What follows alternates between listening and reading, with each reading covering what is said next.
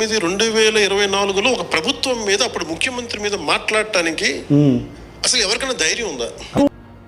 ఈ డబ్బా ఏంటంట పిల్ల గురించి మాట్లాడతానని చెప్పి ఆ రోజుల్లో ఆ ముఖ్యమంత్రిని ప్రశ్నించడం ఏంటి? జరిగింది 2017 మీ ప్రభుత్వ హయాంలోగా. జగన్మోహన్ రెడ్డిని ప్రశ్నిస్తారా మీరు? జగన్మోహన్ రెడ్డి హయాంలో జరిగిందా? జగన్మోహన్ రెడ్డిని ఏంటంట ప్రశ్నించేది? నాకు అర్థం కావట్లేదు. జగన్మోహన్ రెడ్డిని ప్రశ్నించే ధైర్యం ఉందా?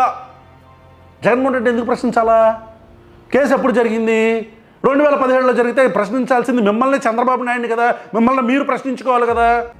భాగస్వాములం కదా మనల్ని మనం ప్రశ్నించుకోకుండా ఆ 2 సంవత్సరాల తర్వాత జగన్మోహన్ రెడ్డిని ప్రశ్నించడం ఏంటి? నాకు అర్థం కాలేదు. లాజిక్ ఏంటో చెప్పండి. మాజీ ముఖ్యమంత్రిని ఆ టైంలో అరెస్ట్ చేస్తే రావడానికి ఎవరు లేరు రోడ్ల మీద.